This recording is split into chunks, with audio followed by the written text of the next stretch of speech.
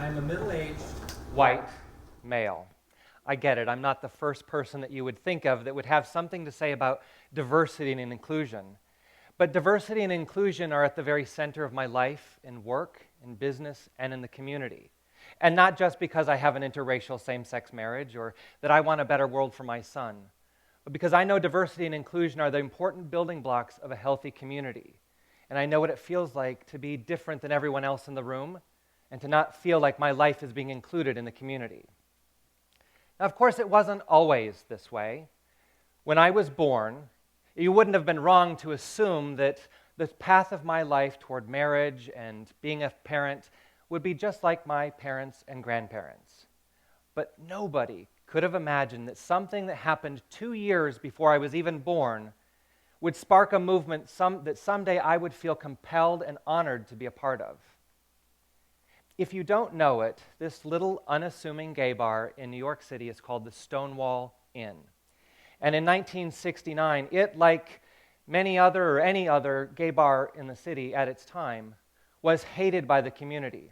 The neighbors didn't like it or the people who were going in and out of it. The city refused to give them a liquor license.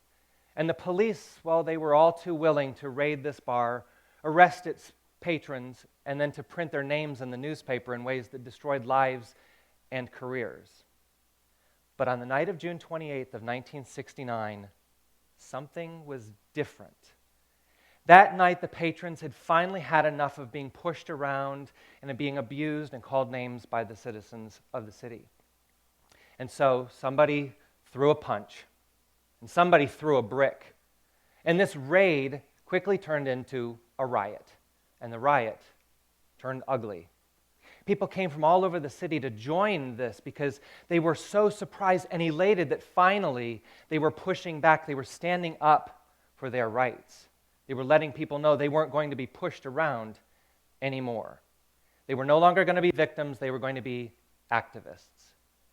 A year later, on the anniversary of these riots, there were a few pride marches across the country in just a handful of major cities. It was this moment where we call it the birth of the gay rights civil rights movement was beginning to move. But, of course, I wasn't born in a major city. I was growing up in a small town in the middle of America, and discovering my diversity, being gay, was something I had to do alone. I didn't have any role models, I didn't have anybody to talk to, and I certainly didn't have anybody to advocate for me. And my fear was that if I let people know what was different about me inside, that it would destroy that path that my life was on, that I would never marry, never be a parent, and that the community around me might reject me. Now, thankfully, as I grew older and I went away to school and I traveled and I lived abroad, I met people who helped me find the courage within to come out and to live in the open. And I started experiencing some of the same things that my peers were. I got my first job, I started my own business, and I met the love of my life. When I met Jeff on our very first date, we talked about being parents. I don't know, it was just something we knew we would figure out how to make happen. But we never talked about marriage.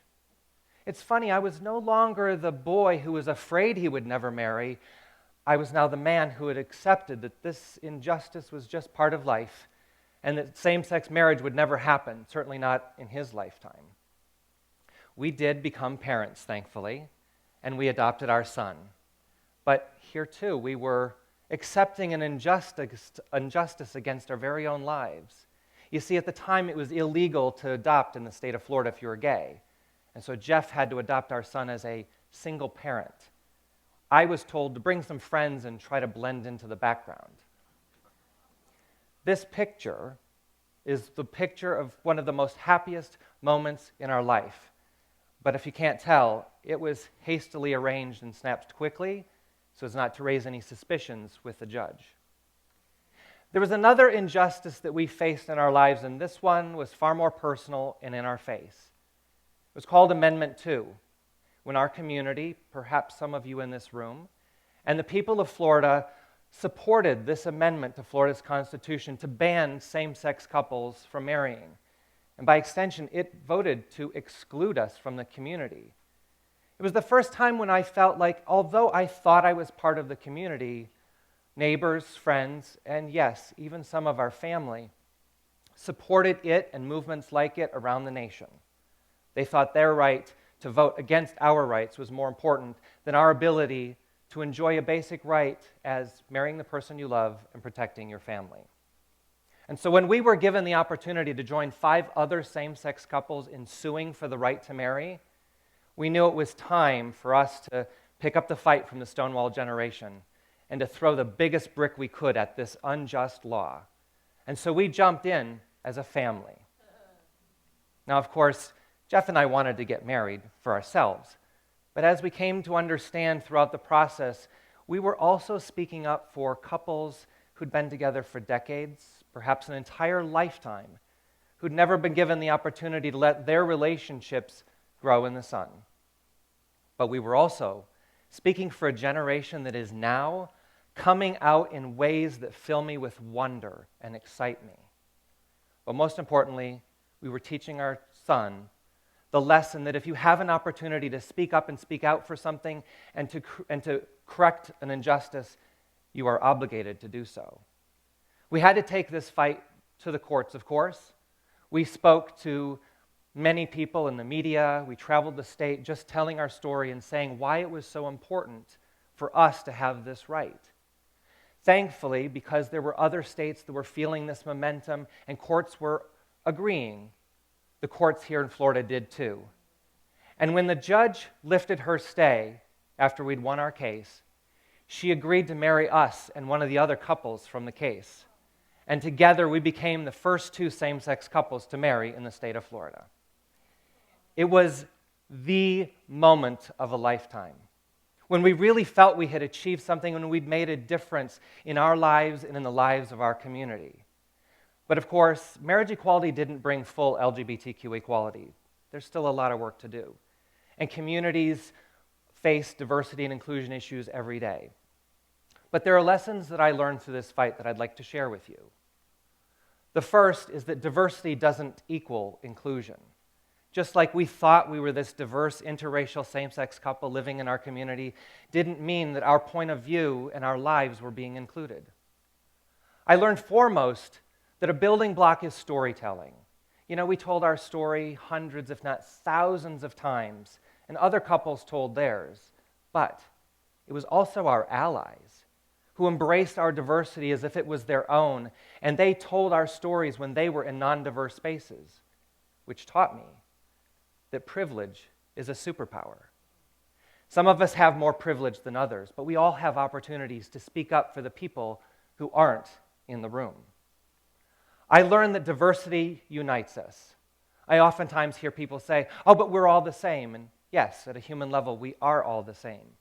But it's also important to acknowledge the differences. How can I help you if I don't see you? How can you help me if you don't see me?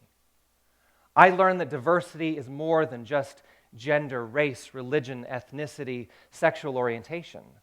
It is also about the diverse backgrounds and experiences and perspectives that people bring to the table. When we bring diverse people to the community table, it changes the conversation in ways that improve lives. I learned that inclusion isn't demographics. Just because you've managed to get a group of diverse people around the same table doesn't mean that you're actually listening to their points of view and including them in the solutions for the community. I learned that LGBTQ people are at the intersection of every civil rights issue there is. We are parents, we are immigrants, we are black and brown, we are trans, we are queer. We're the rainbow colors of America.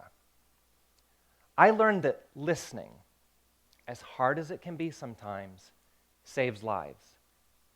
40% of homeless youth are LGBTQ because their parents are unwilling to listen to them and to trust their point of view.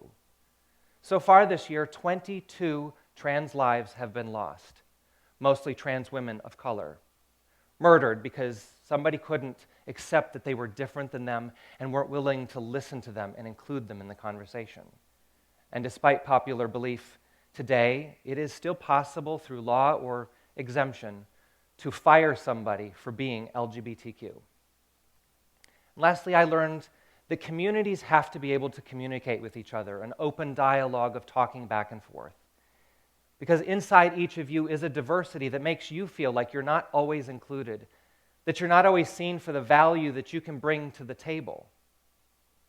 But you can use that experience to be more empathetic, to be a better citizen, neighbor, and friend. Just as I learned that telling my story can help others, so too can yours. Diversity and inclusion are very personal for me, but they help me to envision a future for my family, for my son, for my community, that we can finally embrace what may be different about us so that we can see each other, hear each other, and build community that lasts. Thank you.